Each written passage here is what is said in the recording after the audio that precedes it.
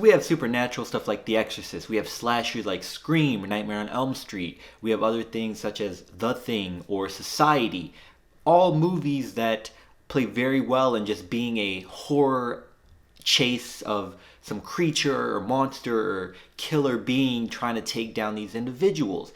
And I think we can have that same story and just put people of color in, all black cast, all people of a different race or ethnicity. That is possible.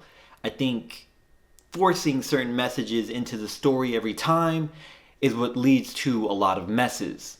Hey everyone, my name is Max Aaron James. This review of the movie The Angry Black Girl and Her Monster, written and directed by Bomani J. Story, stars Chad L. Coleman, Lea DeLeon Hayes, and Denzel Whitaker.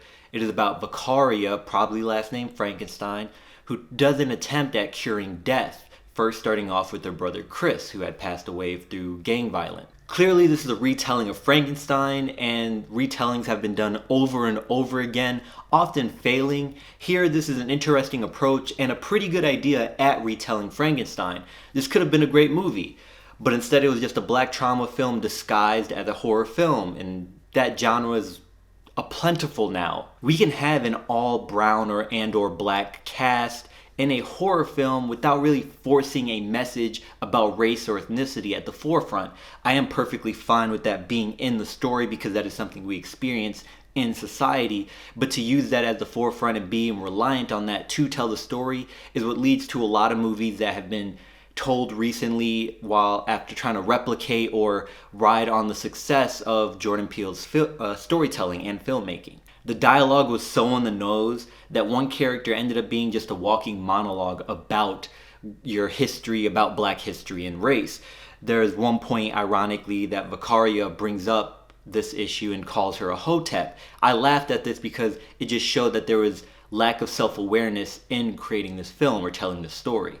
Then you have the little girl played by Amani Summer, who ends up being a living plot device. And supernatural elements are presented mostly around this character. I believe the character's name is Jada, played by Summer. And it is never really addressed, so it feels like it was used mostly just to move the story along or hurry the story along and explain to the audience what the characters are going to experience or what is happening at the moment. The intention of this movie is good.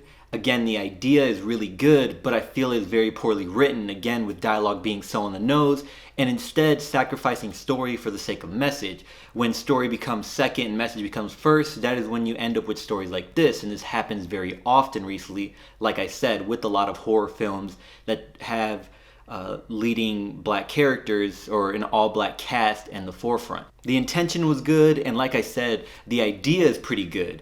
But I think someone else should have looked over the script because it seemed the story was sacrificed for the sake of the message. And with the story coming second, that's where you lead to a lot of movies like this. However, there is a large audience that likes this kind of storytelling with on-the-nose dialogue, and they do not care as long as they can jump to a lot of things, right? To a lot of the jump scares or see grotesque images that just make them feel uncomfortable. That is enough for people to feel that it is a good enough horror film. So I can see this movie getting a lot of praise. With that, this movie does rely very heavily on jump scares. There are jump scares throughout to the point where it becomes very predictable. But there were a couple moments that Bomani J. Story showed that we did not necessarily need to have so many jump scares, and it was not necessary to feel eerie, to feel uncomfortable, or for there to be suspense. I also felt that there was no trust in the makeup or cosmetics team because a lot of the scenes that showed blood or gore were cut to really fast, or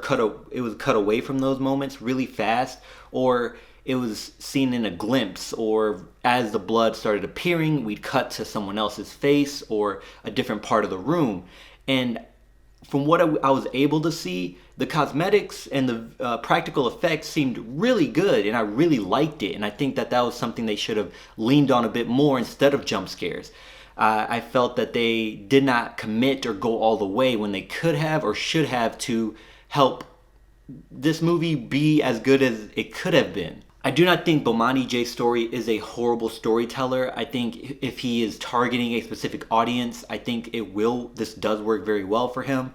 And I think I would like to see him make more movies because I see potential and I think that he can improve and become a better storyteller and a better filmmaker. So I hope he does continue making stuff. And if he does if he does feel comfortable with this audience that enjoys these kind of stories, being very much on the nose and worrying more about the message being presented to them opposed to the story, then I guess he's fine. Anyway, that's all I have for you in this movie. Have you seen it? Have you been able to see it? Hopefully it goes somewhere soon to stream so y'all can check it out and I can get your opinions on it.